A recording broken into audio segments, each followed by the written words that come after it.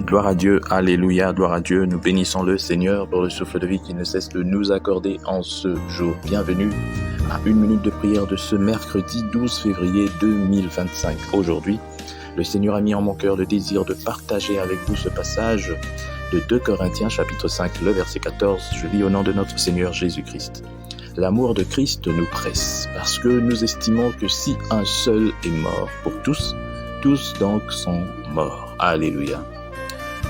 Mon frère, ma sœur, si le chrétien comme l'apôtre Paul est pressé, possédé et environné par l'amour de Christ, cet amour sera désormais le seul motif de ses pensées, de ses décisions et même de ses paroles.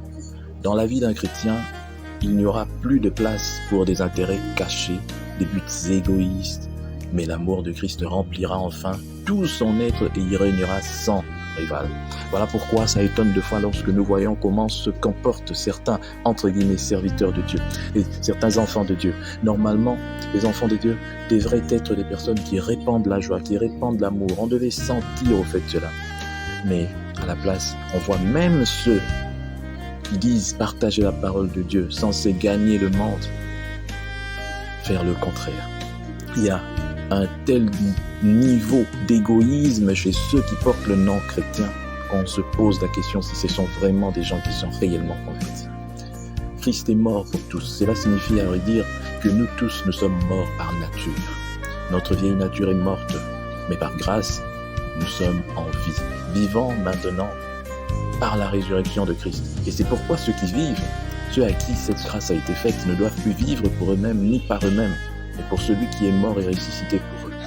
Donc il est inconcevable aujourd'hui que nous voyons des gens qui se comportent comme s'ils étaient maîtres d'eux-mêmes, de leur vie, de leur choix, et puis tout. Non, un chrétien, c'est celui qui vit en laissant Christ le guider dans ses choix, dans ses décisions, dans tout ce qu'il fait. Et on comprend, on sait voir qui est réellement enfant de Dieu par sa façon de se comporter, les décisions qu'une personne prend. On sait voir si cette personne a vraiment la marque du Christ. On sait voir si tel a vraiment reçu l'appel et est vraiment serviteur de Dieu par sa façon de se comporter. C'est pas un égoïste qui veut construire des immeubles avec l'argent des fidèles. Oui, l'argent des fidèles, parce que tu n'as jamais travaillé dans ta vie, mais tu as bâti un empire. En réalité, tu extorques le peuple de Dieu, parce que tu ne peux pas en même temps servir et être servi. Nous tous, nous devons servir Christ et les autres, mais toi, tu préfères qu'on te serve. Voilà pourquoi il y a des pauvres dans ton église, mais pendant que toi, tu t'enrichis toujours.